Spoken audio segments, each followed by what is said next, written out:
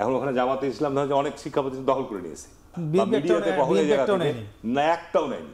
হারুন ভাই, আপনার কাছে জানতে চাইছিলাম তারেক রহমান আসলে বিএনপির একটা মানে বিশাল পরিবর্তন বা আমূল পরিবর্তন হয়ে যাবে কিনা ঢাকা থেকে প্রান্তিক পর্যায় পর্যন্ত প্রত্যাশা করেন? তারেক রহমান তো দলের আপনাদের এখন প্রধান কর্তা একরকম বলা যায়, যদি উনি অ্যাক্টিং চেয়ারম্যান, কিন্তু অ্যাকচুয়ালি উনি চেয়ারম্যানেরই দায়িত্ব পালন করছে।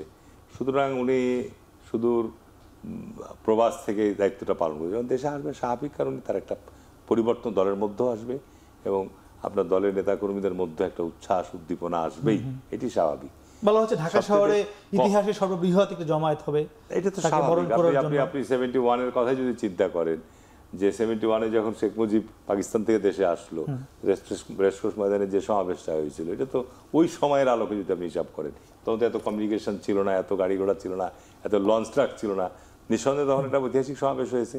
আবার 7ই নভেম্বর জিয়াউর রহমান যখন আপনার পরিবর্তন আসলো, তখনও জিয়া রহমানের সময় উনি সারা দেশ যখন সফর করেছে, যেখানে গিয়েছে সেখানে উপচোপড়া মানুষের ভিড় হয়েছে।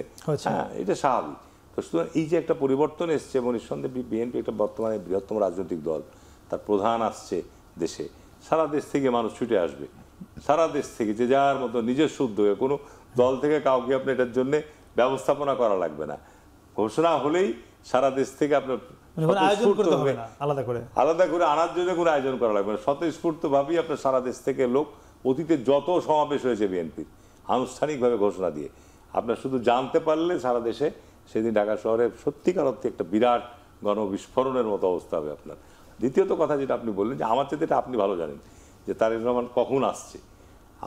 আমাদের সালাউদ্দিন আহমেদ উনি বলেছেন যে নভেম্বরে ওনার আসার সম্ভাবনা, কিন্তু এইটার ব্যাপারে গণমাধ্যমই আমার মনে হয় আমার চেয়ে ভালো তথ্য দিতে পারবে। আমাদের কাছে এই ব্যাপারে এখনো পর্যন্ত কোনো ক্লিয়ার ডিক্লারেশন নাই যে এত তারিখে কোনো সিদ্ধান্ত আছে না। এটার ব্যাপারে আসবে, শর্ট টাইমে সে আসবে, এখন নভেম্বরও আসতে পারে, ডিসেম্বরে তো তফসিল ঘোষণা হবে।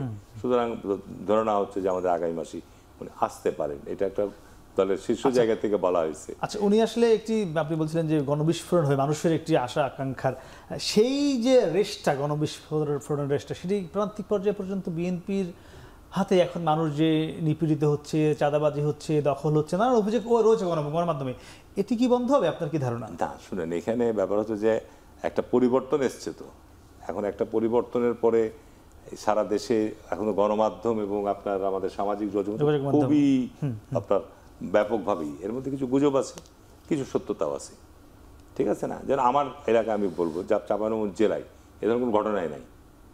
এখন গণমাধ্যমে আমাদের পার্শ্ববর্তী ভাইয়ের কথা যদি আমি বলি, যে এগুলো যদি আমরা বলছি না,